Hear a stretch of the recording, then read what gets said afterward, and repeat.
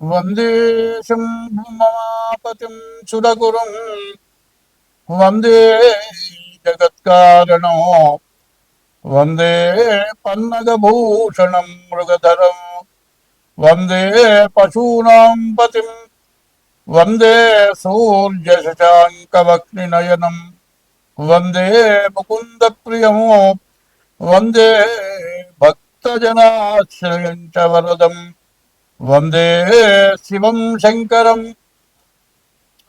Yeah కుందేందుతుషారహారధవళా యా శుభ్రవస్త్రాన్వితా యా వీణావనదండమండితకరా యా శ్వేతపద్మాసనా యా బ్రహ్మాచ్యుతశంకర ప్రభృతిభిర్దేవైः సదా పూజితా सा मां पातु सरस्वती भगवती भारती నిక్షేసజాడ్యాపహ. ఒక సూర్యుండు సమస్త జీవులకు తానొక్కడైతోచు పోలిక ఏదేముడు సర్వకాలము మహాలీలన్నజోత్పన్న జన్య కదంబంబుల హృత్సరోరుహములన్ నానా విధానముల రూపకుడై ఒప్పుచుయుండు అట్టి హరినే ప్రార్థ్యంతు సిద్ధుండనై. 2025 సంవత్సరం 8వ రాశి వృశ్చిక రాశి. ఈ వృశ్చిక రాశి కూడా ఇప్పుడు కొంతవరకు బాగుంది. రవి, కుజుడు, బుధుడు ఏకాదశిలో బాగున్నారు, గురువు బాగున్నాడు, శుక్రుడు బాగున్నాడు. మరి బుధాదిత్య యోగం వ్యాపారస్తులకు చాలా బాగా ఉంది. అన్ని రకాల వ్యాపారాలు, రియల్ ఎస్టేట్, స్టాక్ మార్కెట్, విదేశీ వ్యాపారాలు, మరి శుభకార్యాలకి అవసరమైనటువంటి వాళ్ళు, తర్వాత ఇల్లు కట్టుకునేటువంటి వాటికి అన్ని రకాల వ్యాపారాలకి ఎదురంటూ లేదు.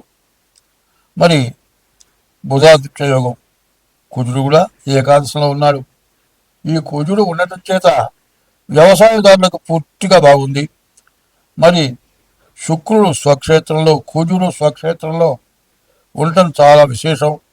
ఎందుకంటే శుక్రుడు స్వక్షేత్రంలో ద్వాదశంలో ఉన్నటువంటి శుక్రుడు వల్ల వివాహం జరగడానికి బాగా అవకాశం ఉంది.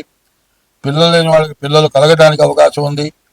ద్వాదశంలో ఉన్నటువంటి శుక్రుడి వల్ల, వ్యయస్థానంలో ఉన్న శుక్రుడి వల్ల ఖర్చులు మాత్రం బాగా ఎక్కువగా అవటానికి అవకాశం ఉంది. పెళ్లి కావటానికి విపరీత ఖర్చు కావచ్చు. గర్భవతి అయినటువంటి వ్యక్తి సంతానం కలిగే లోపల విపరీతమైన ఖర్చులు అవటానికి అవకాశం ఉంది. అది ఎందువల్ల అంటే కేతువు, రాహువు, శని ఈ గ్రహాలు పూర్తిగా బాగా లేకపోవటం చేత మరి అనవసరమైన ఖర్చులు, అనుకోని ఖర్చులు, తప్పనిసరైన ఖర్చులు, అనారోగ్యం అంటే తప్పదు. గర్భవతి అయినటువంటి మనిషికి ఎటువంటి ఇబ్బంది లేకుండా, ఎటువంటి సమస్య రాకుండా ఉండాలి అంటే ఎంతో జాగ్రత్త పడాలి. కనీసం డెలివరీ ఎప్పుడు 2 లక్షలు కూడా ఖర్చు కావచ్చు. అటువంటి పరిస్థితి కనబడుతోంది. కాబట్టి ఈ వృశ్చిక రాశి వాళ్ళు ముందుగా డేట్ ఆఫ్ బర్త్ ద్వారా కానీ, లేకపోతే మీ హస్త సాముద్రిక అరిచేతుల ద్వారా కానీ మీ జాతకం చూపించుకోవడం చాలా అవసరం.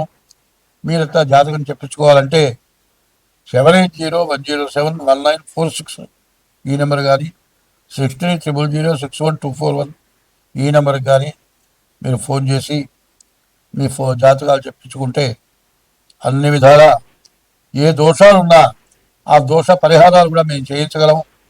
మీరు కావాలనుకుంటే, జాతకం చెప్పించుకోవాలనుకుంటే తగిన ఫీజు ఇచ్చి చెప్పించుకోవాల్సి వస్తుంది. ఏదైనా పరిహారాలు చేయాలన్నా దాని వేరే ఖర్చు ఉంటుంది. ఇట్లా చేసుకుంటే మీకు ఎన్ని విధాలా వృశ్చిక రాశికి ఇప్పుడు చాలా మంచి సమయం వచ్చింది.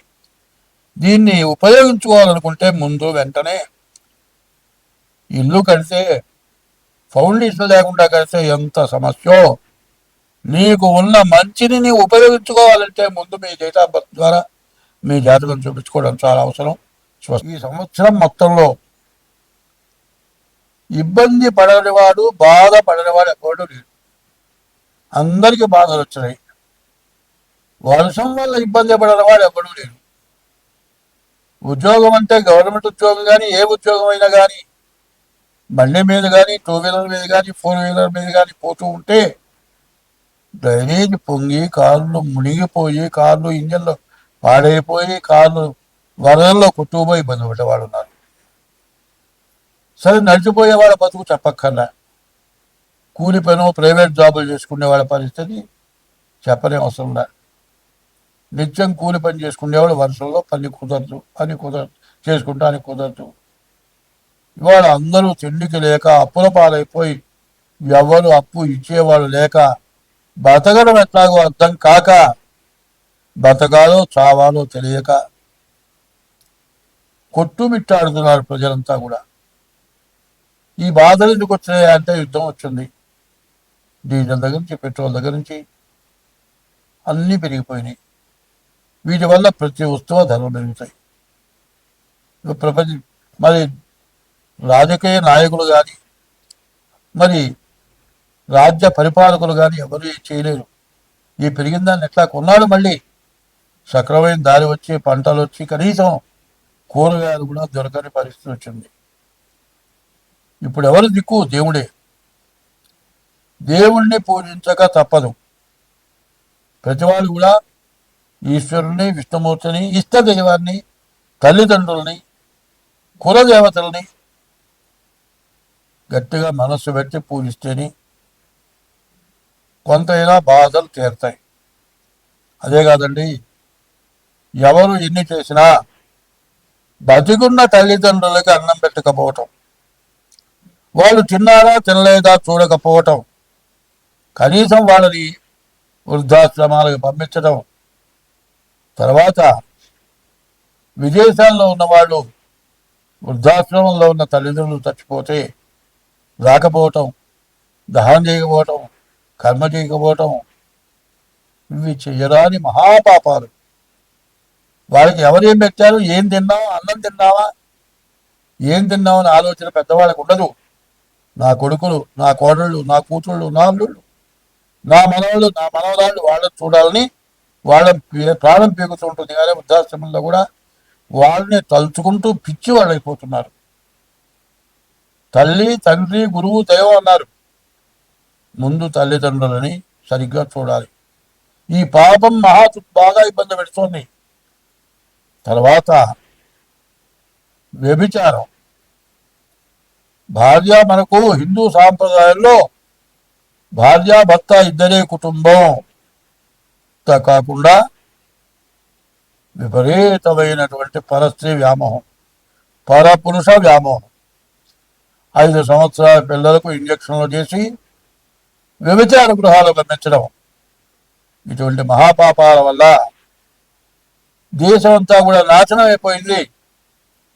మరి రకరకాల వ్యాధులు వచ్చినాయి. ఆ వ్యాధులు తగ్గక చాలా ఇబ్బంది పడుతున్నారు.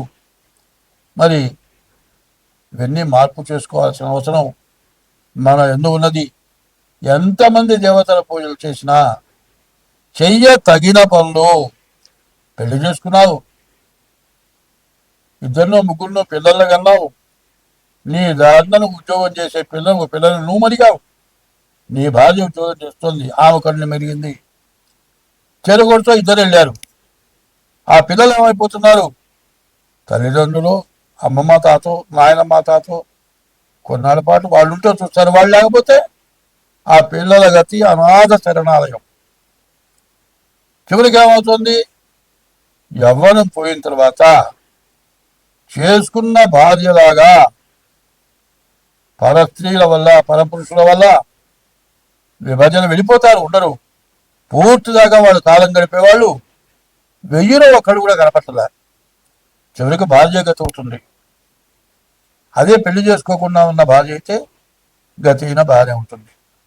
ఇద్దరు చెరగలను పెళ్లి చేసుకుంటే హిందూ సాంప్రదాయమైన సనాతన వ్యవస్థ నాశనమైపోతుంది. సనాతన వ్యవస్థను పూర్తిగా విడగొట్టుకున్నారు. వస్త్రధారణ పూర్తిగా పాడైపోయింది. ఈ వస్త్రధారణ ఎందుకు చేస్తున్నాం అనేది ఆలోచించుకోవాలి. నేను చెప్పటం కాదు, ఇంట్లో పెద్దవాళ్ళు